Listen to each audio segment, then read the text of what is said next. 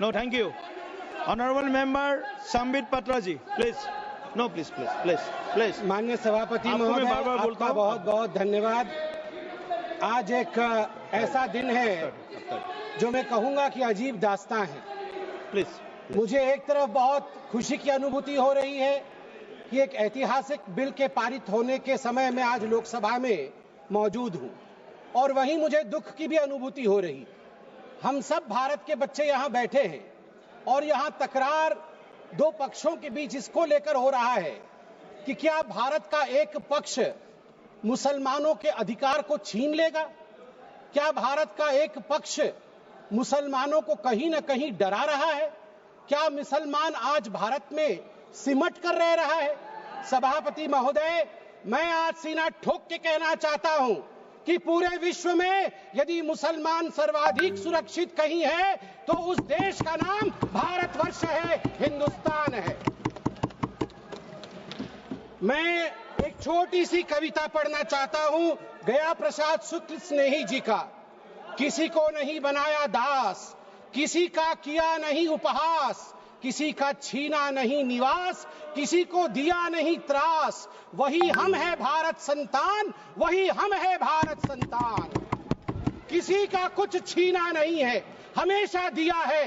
जो शरणार्थी बन के आया है उसको गले से लगाया है। और केरल की बात हो रही थी, मैं धन्यवाद देता हूं केरल की भूमि को, प्रणाम और वंदन करता हूं केरल की भूमि को। वहीं से आदि शंकराचार्य जी भी आए और केरल की भूमि में कोडंगलूर तालुक के मेथला गांव में स्थित है भारतवर्ष की पहली मस्जिद चेरामल जुमा मस्जिद।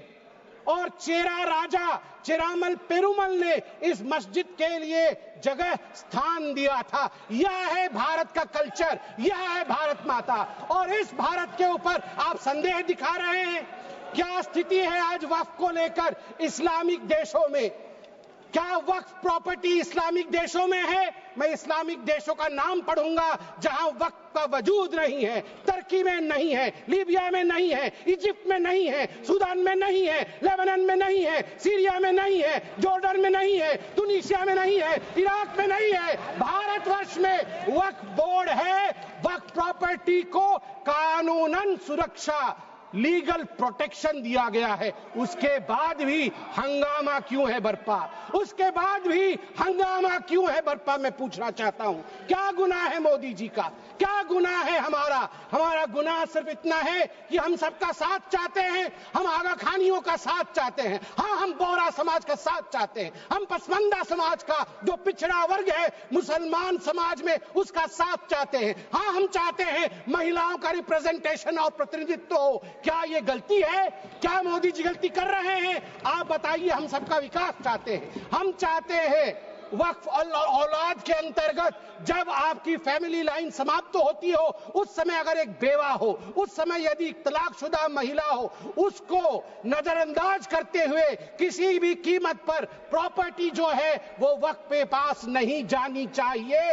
ये अगर मोदी जी सुरक्षित महिला को सुरक्षा दे रहे हैं, सुनिश्चित कर रहे हैं, तो किसी को क्या दिक्कत हो रही है? मैं यहां कहना चाहता हूं, जहां तक दान, क्योंकि वक्फ का मतलब दान होता है और हर धर्म में, मेरी बहन अभी सिख धर्म के विषय में बता रही थी, मंत्री जी भी सिख धर्म के विषय में बता रहे थे, सेवा और दान, इसके आधार पर सिर्फ धर्म आज देश का विदेश में जाना जाता है। हिंदू धर्म, ईसाई धर्म, सब में दान का महत्व है। आदि शंकर ने आज से हजारों वर्ष, केरल के लोग भी सुन रहे हैं, मैं कहना चाहता हूं, भज गोविंदम में दान के लिए क्या कहा था? गेयं गीता नाम सहस्त्रम ध्येयं श्रीपति नाम, ध्येयं श्रीपति रूपमजस्रम, नेयं सज्जन संगे चित्तं, ध्येयं दीन जनाय जवित्तम। दीन जनों को, गरीबों को वित्त दान करो, ईश्वर मिलेंगे। भगवान का नाम लो, गीता का ध्यान करो, ईश्वर मिलेंगे। और वही इस्लाम में भी ज़कात, सदका और सदके जरिए के नाम से जिक्र किया गया है। वक्फ जो दान की जमीन और पुण्य के लिए, परमार्थ के लिए, धर्मार्थ के लिए वक्फ बनाया गया है। वक्फ के बोर्ड में आज जो लोग कह रहे हैं कि वक्फ एक्ट में ये जो अमेंडमेंट है ये अनकॉन्स्टिट्यूशनल है, ये किस आधार पे कह सकते हैं? 1995 में वक्फ एक्ट आया, मतलब उससे पहले से चल रहा था। 1995 एक्ट के अंतर्गत अभी हम चल रहे हैं। 1995 के बाद आप याद करिए 2013 में भी अमेंडमेंट हुआ। उससे पहले 1954 में, 1959 में, 1964 में, 1969 में और 1984 में अमेंडमेंट्स या संशोधन हुए हैं। अगर वो सारे संशोधन ठीक थे तो आज ये संशोधन अनकॉन्स्टिट्यूशनल कैसे हो सकते हैं? मैं छोटे से एक विषय को रखना चाहता हूं। आज आप देखिए, सच्चर कमेटी ने 2006 के अपने रिपोर्ट में कहा था, सच्चर कमेटी ने कहा था कि उस समय 2006 में वक्फ के पास 4.9 लाख रजिस्टर्ड प्रॉपर्टी थी। उस 4.9 लाख रजिस्टर्ड प्रॉपर्टी से मात्र वक्फ की जो कमाई हो रही थी वो उस समय 163 करोड़ की थी। मगर सच्चर कमेटी ने कहा यदि सही तरीके से इसका इस्तेमाल किया गया होता, सही तरीके से लीज दिया गया होता, फेयर मार्केट प्राइस के आधार पर किया गया होता तो 12,000 करोड़ की आमदनी होती, 12,000 करोड़ की, 10% का रिटर्न मिलता। आपको जान के आश्चर्य होगा, ये 4.9 लाख रजिस्टर्ड प्रॉपर्टी बढ़ करके हमारे समय 8.72 लाख रजिस्टर्ड प्रॉपर्टी बनी। मतलब 20,000 करोड़ से 25,000 करोड़ तक की आमदनी होनी चाहिए, मगर आमदनी हुई कितनी? 2019 से 2021 के बीच में 166 करोड़, और 2025 में आपको जान के आश्चर्य होगा, अभी माननीय गृह मंत्री जी ने बताया लीज रिकॉर्ड 0 और आमदनी 9.92 करोड़ रुपए मात्र। उस समय 2006 में 162 करोड़, और जब ये डिबेट हो रहा है तो 9.92 करोड़। प्रॉपर्टी डबल हो गई मगर पैसे घट गए। कहां गए वो पैसे, किसके जेब में गए वो पैसे? यदि ये पारदर्शिता। वैसे सभापति महोदय, मुझे एक बात में संशय है, मुझे लगता है उत्तर प्रतिपक्ष वाले ही दे पाएंगे। आज बड़ी चर्चा हुई है, आज चर्चा में कहा गया कि सबसे ज्यादा जमीन 3 ऐसे शख्सियत है उनके पास है, रेलवे के पास, आर्मी के पास, वो देश की जमीन है, और उसके पास वक्फ बोर्ड की जमीन है। मगर मुझे इसमें संशय है, मुझे लगता है तीसरे नंबर की जमीन तो किसी परिवार के बोर्ड के पास है। अगर सही से देखा जाए, आप ध्यान से देखिए, एक परिवार का बोर्ड है, अरे है एक परिवार का बोर्ड, उसके पास हो सकता है इससे अधिक जमीन निकले। सभापति महोदय, घंटी तो उनकी बजनी चाहिए, आप हमारी मत बजाइए। सभापति महोदय, मैं आपको, अरे मैं किस परिवार के बारे में बोल रहा हूं, आप क्यों विचलित हो रहे हैं? वो उधर हैं, उधर हैं। अब आप चिंता मत करें, उधर हैं, आपको नहीं। हाँ, उधर उधर उधर, आप भी जानते हैं किधर हैं, उधर हैं। चलिए आप वक्त पे आइए। देखिए, जो ये संशोधन हुए इसमें एक बहुत महत्वपूर्ण प्रावधान है कि लंबे पेंडिंग लिटिगेशंस ये नहीं होने चाहिए।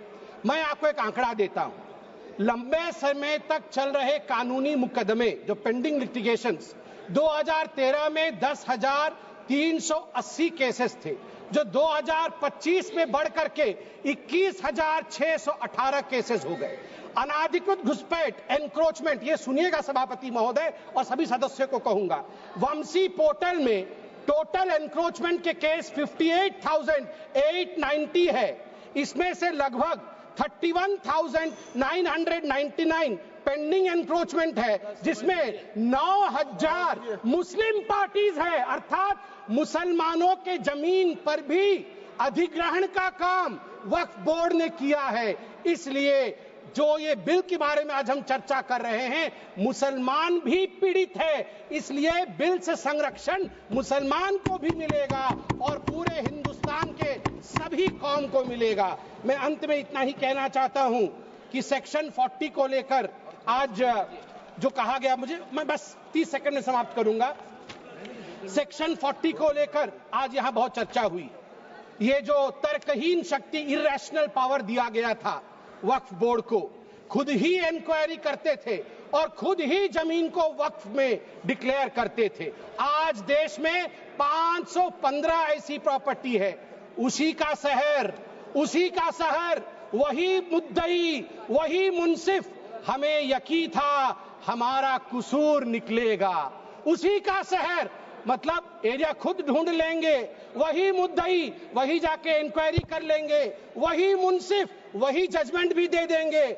हमें यकीन था, जिसकी जमीन थी, हमें यकीन था हमारा कसूर जरूर निकलेगा। मगर सभापति महोदय, मैं धन्यवाद देना चाहूंगा आदरणीय प्रधानमंत्री श्री नरेंद्र मोदी जी का, हमारे माननीय गृह मंत्री जी का, किरण रिजिजू जी का, कि इन्होंने इस प्रकार के एक प्रावधान को यहाँ प्रस्तुत किया है जिससे देश में हम सब सुरक्षित रह सके। धन्यवाद।